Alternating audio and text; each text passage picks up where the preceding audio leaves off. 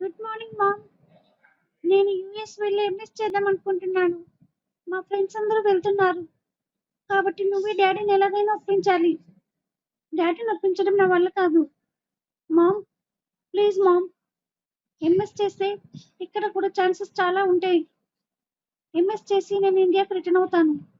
Please ma'am, 2 years కదా, ఎలాగైనా డాడీని ఒప్పించు. చందన, నీకెన్నిసార్లు చెప్పాలి? డాడీ ఒప్పుకోడు.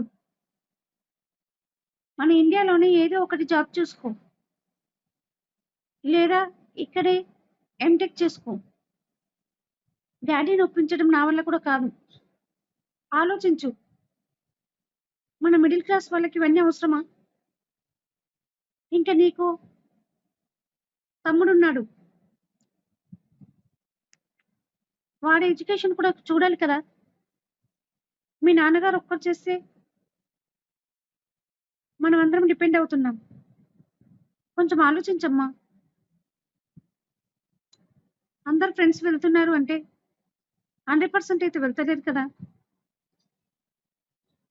వెళ్ళే వాళ్ళ గురించి కాకుండా వెళ్ళని వాళ్ళ గురించి కూడా ఆలోచించు. ఒకసారి నా మాట ఆలోచించు. విజయ, చందన, ఏం చర్చించుకుంటున్నారు? విజయ, వంట పూర్తయిందా? అమ్మ చందన, నువ్వు భోజనం చేశావా? ఏమండి వచ్చేసారా?